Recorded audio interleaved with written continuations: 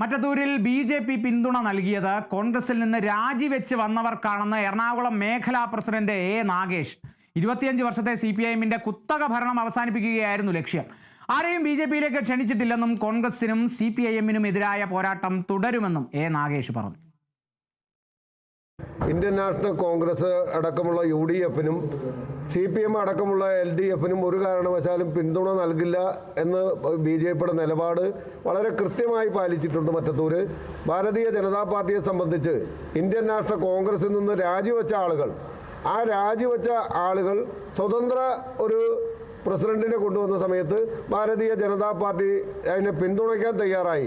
കാരണം 25 വർഷക്കാലത്തെ മറ്റത്തൂരിലെ ആ ദാർഢ്യം, ആ കുത്തക ഭരണം അവസാനിപ്പിക്കുക, വളരെ കാലങ്ങളായി മറ്റത്തൂരിലെ ആ CPM-ന്റെ ദുർഭരണത്തിനെതിരായി ഭാരതീയ ജനതാ പാർട്ടി സമരത്തിലാണ്.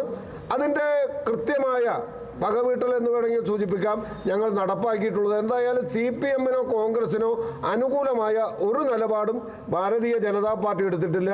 സ്വതന്ത്ര അംഗത്തിനെ പിന്തുണച്ചു. യാതൊരു സ്ഥാനമാനങ്ങളും ഭാരതീയ ജനതാ പാർട്ടി ആവശ്യപ്പെട്ടിട്ടില്ല.